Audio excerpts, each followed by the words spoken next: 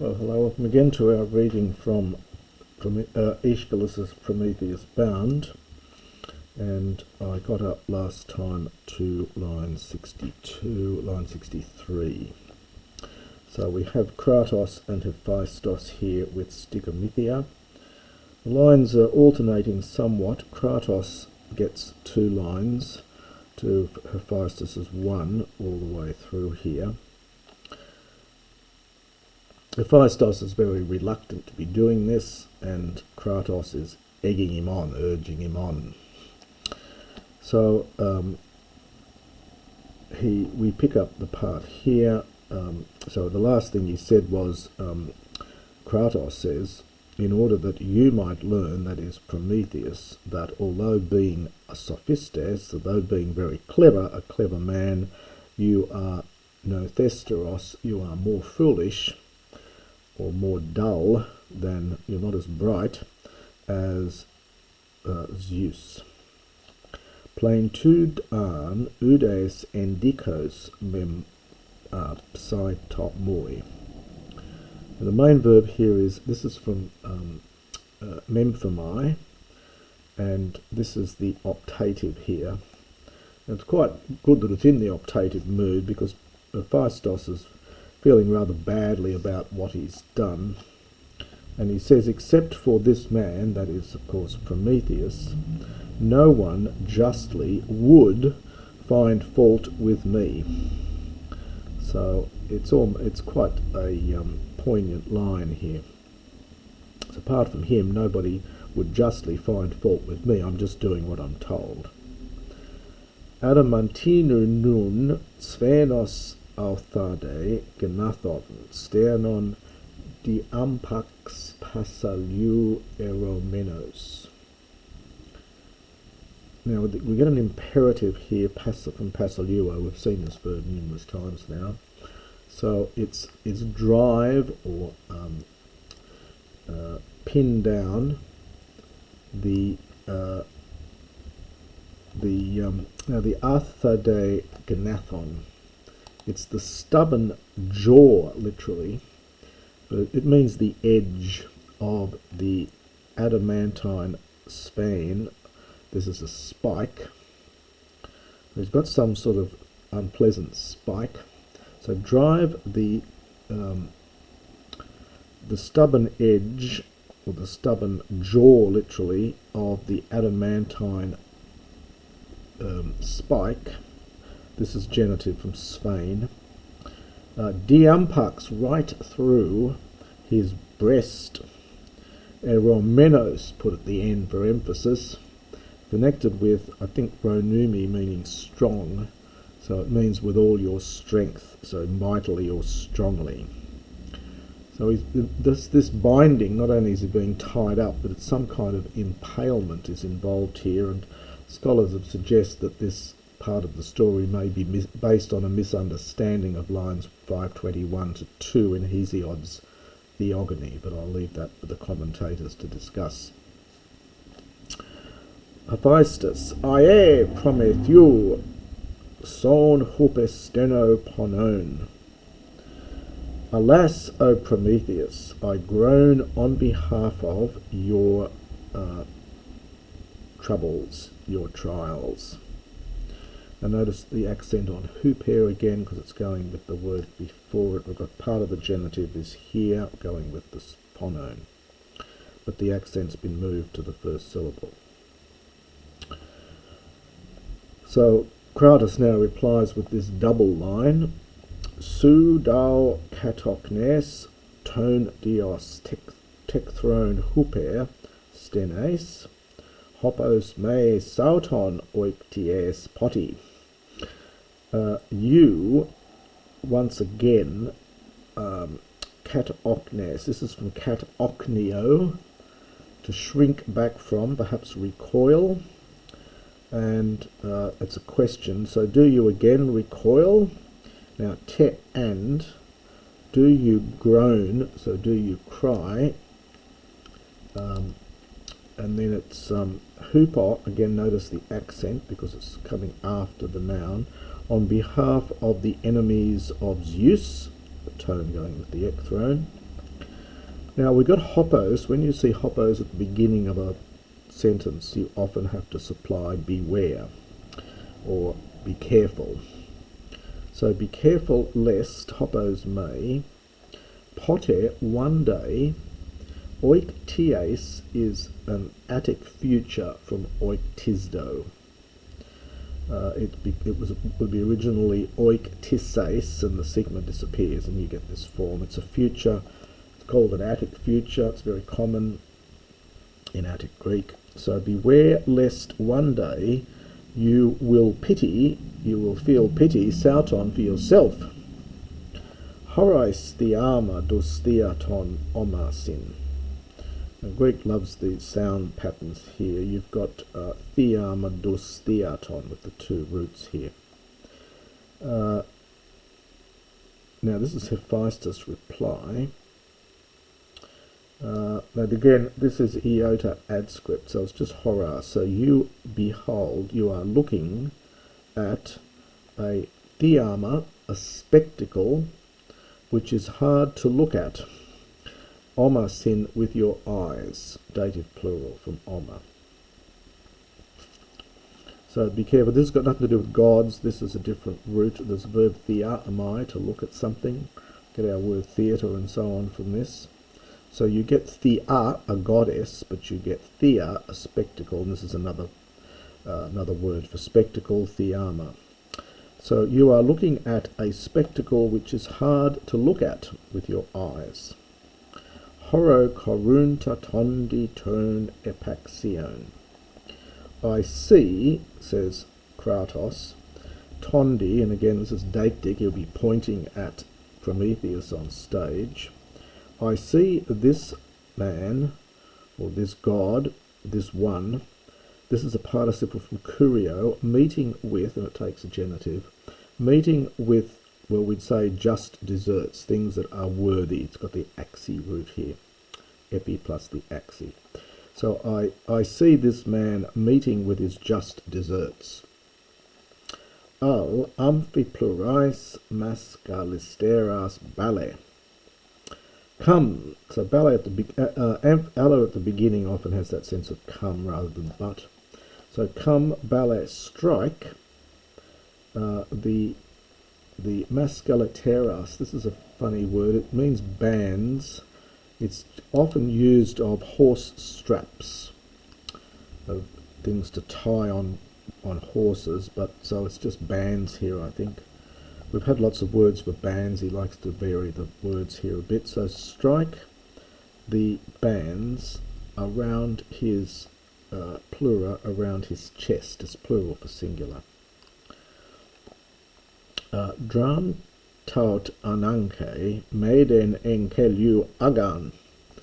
So at this stage, Hephaistos is getting a little bit sick of Kratos's violence, and he says, ananke, it is necessary to do these things. In other words, I have to do these things.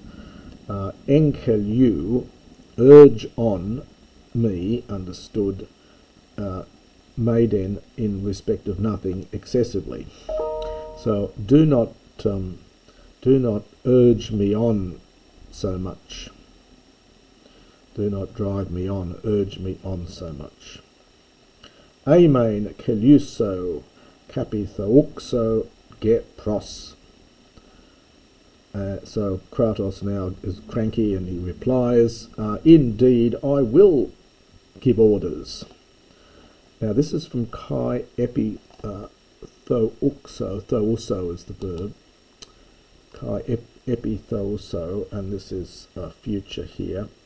And the pros, notice the accent here, it's probably adverbial in the sense of in addition or further, and the get is emphatic, so in fact. So indeed I will give orders, and in fact I will urge you on, I will shout encouragement even more in addition. Kore kato skele de kerkosan bi. Now that again is iota adscript. Go down below, and this is from kerko. It means a hoop, well, there is a verb, a noun I should say, meaning a hoop. This is kerko'o, to put a hoop around. So put a hoop around skele. This is neuter plural from skelos, his legs, third declension neuter noun. Put a hoop around his legs. Bia, again the iota adscript by force. Kaide pepraktai, turgon u macro pono. And indeed, to ergon, the work has been completed, from perfect passive from prasso, the work has been completed, has been done. Umokra, and literally not with long effort, so we would say with little effort, or after a short time, perhaps. Greek likes to use negatives where we wouldn't in English. So indeed, the task has been completed, and perhaps in a short time, with little effort, perhaps. Eromenos nun thene diatorus pedas, hos hupitimetes ger tonergon barus. I've had that adverb before. It's connected with ronumi, I think, so strong. So it's strike now strongly the pedas, the fetters. Well, this could mean pierced. In other words, these fetters have got holes in them where you can put nails or locks or something on them. Or it could be a passive, an active meaning, piercing fetters. But probably, I think I'd rather take it the first way, that they're pierced, so that you can put them on and then make them secure.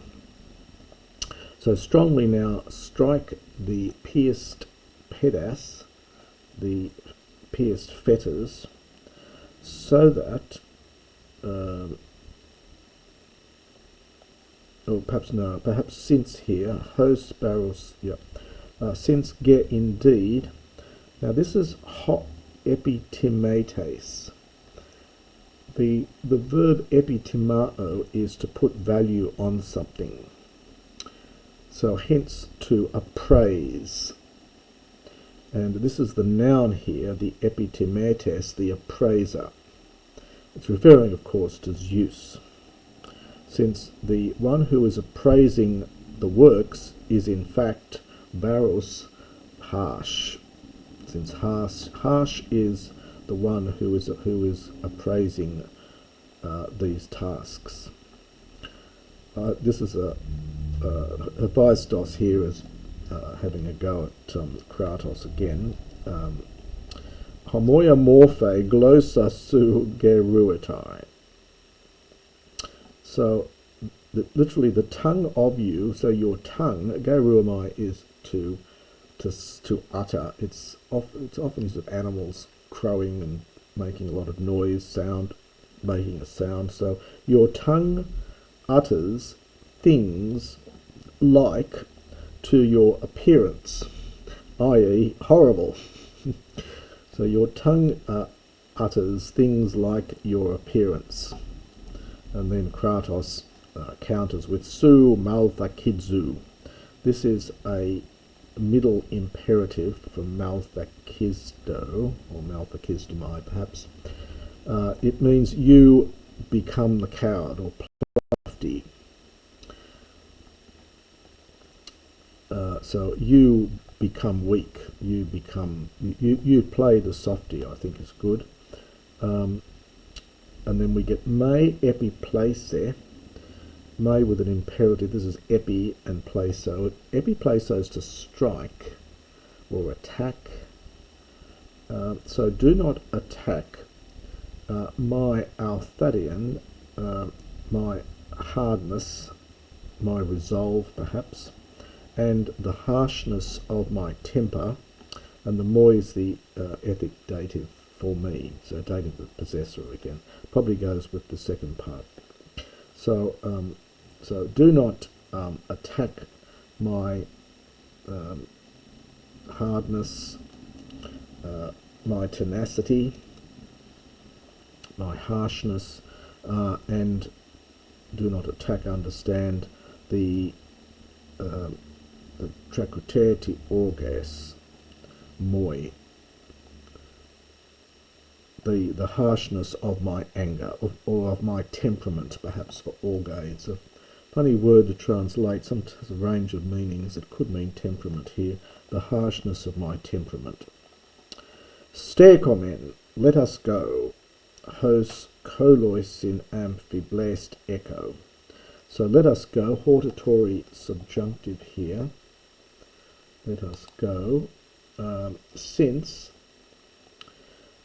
he has, this is Prometheus has, as the subject, amphiblastra. It's a funny word. It means something like bonds here. It's the things cast around from bellow. It's got a range of meanings. It's used in the Gospel of Mark, for example, of fishing nets, things that you throw out into the sea. So and I've seen it in other contexts with various meanings, but here it's something like bonds. So since he has bonds on his limbs, and Kratos now gets a longer reply. So it's 1, 2, 3, 4. It's a 6-line rejoinder. Some critics think that at this stage, when Hephaistos says "Stercomen, let us go," that on stage, that Hephaistos is now walking off the stage, leaving Kratos and Bia behind, so that Kratos can have the last word. So he says, Enthaltha nun hybrisdi kai theon gera, sulon amphimeroi si prostithae, tissoi hoiothethnetoi, tondi ana apantlesai ponon. I'll just hold it there. There now, hybrisde, this is imperative. Give insult, act savagely, or act insolently, I should say, and prostithae, this again is imperative from prostithemi, and give, well actually firstly sulone is an participle from sullao, it's an alpha contract verb, so having stolen it, give the privilege of gods to mortals, to ephemeral ones who last for a day, so mortals.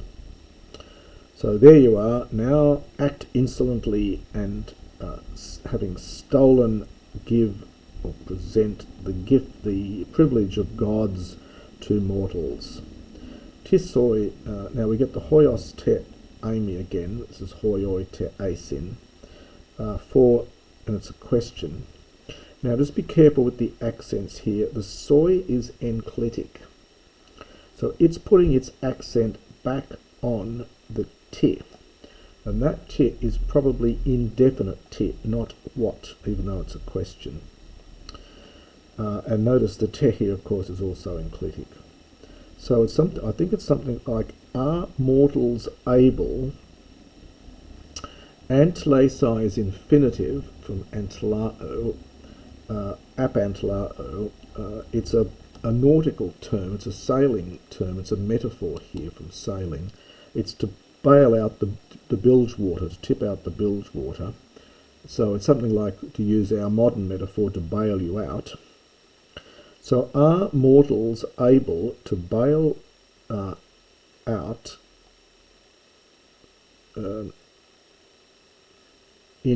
the titsoi in any way for you? So are they able to assist you in your troubles in any way, is what the sense of it, I think, is. So the tit is that indefinite, I think. So are mortals able to bail you out in any way of your troubles? And then the dative of the possessor here. Pseudonymes se daimones Prometheus. Now this is an adverb, falsely named, so naming you falsely do the gods, and the next verb on the next page is kalusin, call. So false, with a false name do the gods call you Promethea, which is, of course means forethought. And there is the kalusin. So they falsely call you Prometheus, meaning forethought.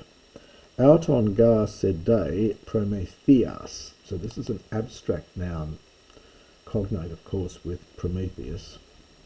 So for it is necessary for you yourself, so there is need, I think, there is need for you yourself of forethought, abstract noun. Hotoi tropoi, again, iota adscript, tes di enkulis, they say, iota adscript, again, teknes. Now this is from ek ko alisdamai, which is to, well, it's that idea of rolling, kulisdo, to roll out, perhaps to wriggle out. So you are in need of forethought by in what sort of way you might, this is an aorist passive subjunctive here, you might literally roll out from this handiwork, this techne. So you might, and it's passive, so in what manner you might be delivered from this handiwork. I think Griffith says in his commentary how you might wriggle out of this, but it is passive here. So how you might be delivered from this handiwork. And that's at this point, of course, Prometheus has not spoken, and at this point Kratos and Bia, that silent character with him, will leave the stage. And there probably would have been a few minutes of silence then while all that happens before Prometheus finally speaks.